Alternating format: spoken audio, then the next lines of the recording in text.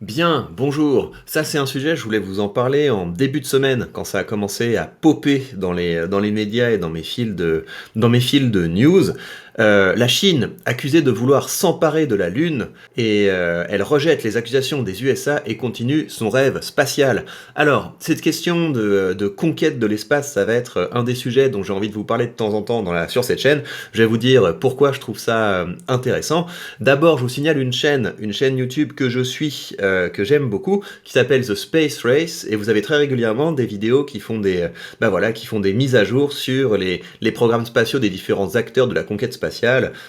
Ça parle pas mal aussi du programme de Tesla. Il y a plein de choses sur comment est-ce que ça va être possible de faire une base sur la Lune, de faire une base sur Mars un jour. Enfin, toutes ces choses-là sont traitées sur cette chaîne, et c'est souvent très intéressant. Et pourquoi est-ce que je trouve ça intéressant? Parce que si vous voulez, aujourd'hui, notre horizon est assombri par un récit qui se tient, mais qui, je pense, fait du mal à notre espèce, à savoir toutes les choses autour de il ne peut pas y avoir de croissance infinie dans un monde fini.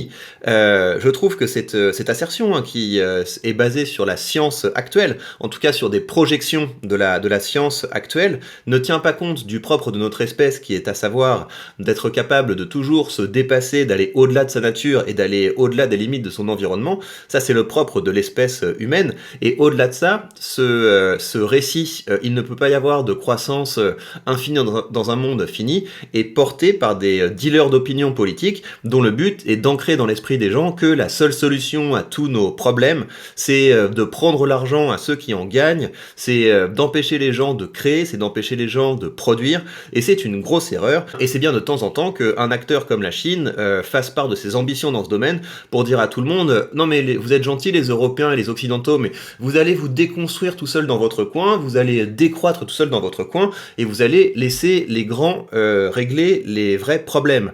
Parce que si vous voulez, la Chine, c'est quand même un pays qui est assez pragmatique. C'est un pays, quand elle prend conscience qu'il faut trouver une manière de découpler la croissance de la production de CO2, bah ok, on va produire 150 réacteurs nucléaires, bim, c'est envoyé, c'est signé, c'est parti. Et maintenant, étape suivante, on va conquérir la Lune pour ensuite conquérir Mars. Donc voilà, évidemment que je préférerais que ce soit nous qui ayons des ambitions spatiales. Je préférerais que ce soit pas une dictature communiste qui avance le plus rapidement dans la conquête spatiale. Mais voilà, c'est pas à la Chine de se rabaisser à notre niveau. C'est à nous de nous hisser à son niveau. Ceci étant posé, on va se plonger dans cette nouvelle. Alors, la Chine pourrait envisager une prise de contrôle de la Lune dans le cadre de son programme spatial militaire. L'administrateur de la NASA, l'ex-sénateur Bill Nelson, a averti sur l'exploration spatiale de la Chine qui pourrait se transformer en colonisation de la Lune. Donc ça a l'air d'être un petit peu du soft power américain, en tout cas de la news part c'est pas vraiment de la propagande parce que c'est basé sur des éléments réels, mais le livre blanc de la Chine sur la conquête spatiale, il existe, il est public, tout le monde peut le regarder. Et donc là, c'est un petit peu pour faire peur aux gens. J'imagine, j'en sais rien, qu'il y a derrière ça la volonté de cet administrateur de la NASA de dire il va falloir mettre un peu plus de thunes, sinon la Chine va avancer. Parce que c'est comme ça que historiquement la conquête spatiale a marché. C'est parce qu'il y avait la conquête spatiale, ça a fait les progrès les plus décisifs pendant la guerre froide, évidemment. Quand il y avait deux blocs qui s'opposaient, et j'imagine que Bill Nelson fait ce genre de déclaration pour pouvoir rehausser les ambitions américaines en ce domaine. Alors, la Chine a rejeté lundi comme une diffamation irresponsable l'avertissement de l'administrateur de la NASA selon lequel la Chine pourrait prendre le contrôle de la Lune dans le cadre d'un programme militaire, affirmant qu'elle a toujours appelé à la construction d'une communauté des nations dans l'espace. Alors évidemment que le sujet là est complexe parce qu'il y a évidemment des rapports de force, et si la Chine dit qu'elle veut créer une communauté dans l'espace, en fait ce que ça veut dire c'est on veut créer une communauté alternative dans l'espace, parce que la manière dont la conquête spatiale s'est organisée jusqu'à présent, c'est une coopération. La station orbitale internationale, c'est une coopération internationale évidemment, mais la Chine en est exclue si je me souviens bien, et donc leur objectif ça va être d'essayer de créer une nouvelle voie. Ça va aller de pair avec la redéconstruction de la mondialisation en différents blocs, un monde occidental, un monde asiatique, etc. Alors, une réponse qui fait écho aux propos de l'administrateur de la NASA, paru dans le journal allemand Bild de ce samedi.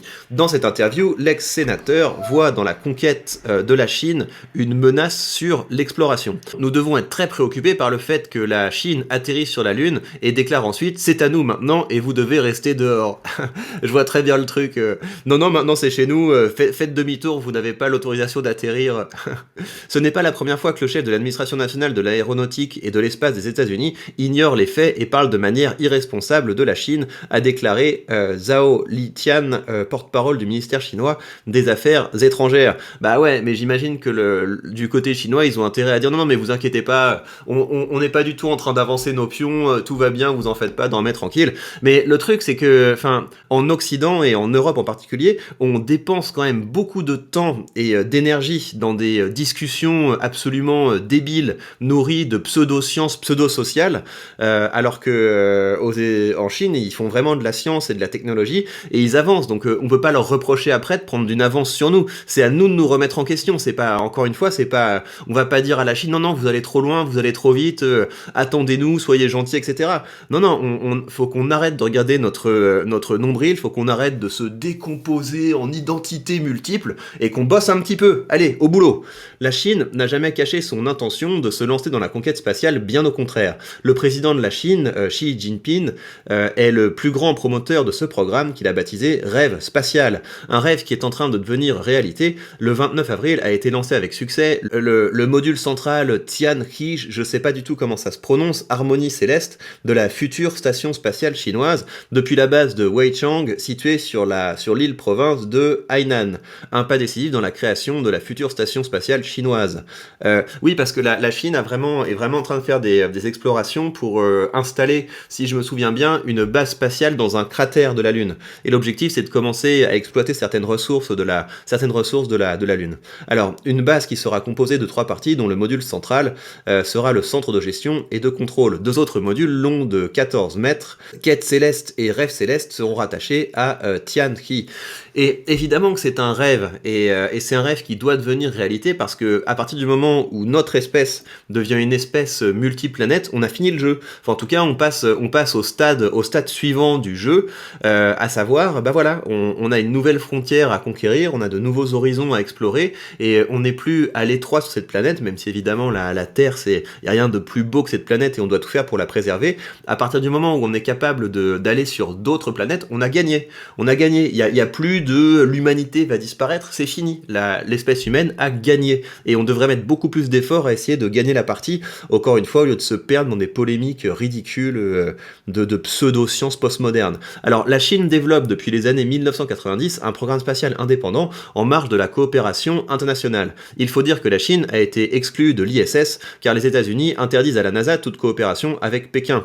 Une raison qui l'a poussé à construire sa propre station. Et donc ça, c'est toujours un petit peu le problème parce que les États-Unis ont besoin d'avoir une politique de force à l'égard de leurs grands rivaux, et c'est à double tranchant évidemment. Parce que quand ils commencent à être un petit peu plus faiblards, leurs rivaux vont faire des progrès en dehors de cette coopération internationale qu'ils avaient essayé de créer. La Chine prévoit des missions sans équipage au pôle sud de la Lune d'ici 2025. On comprend mieux désormais pourquoi la course à l'espace provoque également des tensions géopolitiques. La Chine n'a pas l'intention d'être écartée de la conquête spatiale et elle mettrait ainsi les bouchées doubles pour rattraper son retard en allant peut-être loin dans ses ambitions. Mais jusqu'à s'octroyer la propriété de notre satellite, les avancées américaines semblent peut-être également disproportionnées. Les avancées, non, je pense que ce qu'il veut dire, c'est les propos, les déclarations américaines. Ouais, mais le truc, c'est que si on coopère pas, si on trouve pas une manière d'être un peu plus solidaire à l'échelle mondiale pour la conquête spatiale, ça va devenir un objet de rivalité. Et la rivalité, c'est important évidemment, parce que encore une fois, c'est pendant la grande période de la guerre froide que on a accompli des pas décisifs dans la conquête de l'espace, mais voilà, il faut se mettre au niveau. D'autant plus que le programme spatial chinois, il est en coopération avec la Russie, évidemment. Alors toujours est-il que Bill Nelson a enfoncé le clou en affirmant que la Chine, en collaboration avec la Russie, avait l'intention de construire une base lunaire sur la Lune. Mais ça, c'est public, c'est dans leur livre blanc. Certainement la première étape pour le pays afin de revendiquer la planète. L'ancien sénateur des États-Unis a lancé cette hypothèse lors d'une interview au journal allemand Bild. Une sortie remarquée qui intervient alors que la NASA a confirmé poursuivre une enquête extraterrestre depuis qu'un mystérieux corps de fusée est entré en collision avec la surface de la Lune plus tôt cette année. L'agence spatiale aurait découvert le site du crash en mars. Ah ouais, ça c'est intéressant. C'est intéressant, ça veut dire qu'il y a effectivement une partie du programme probablement chinois qui est Secret.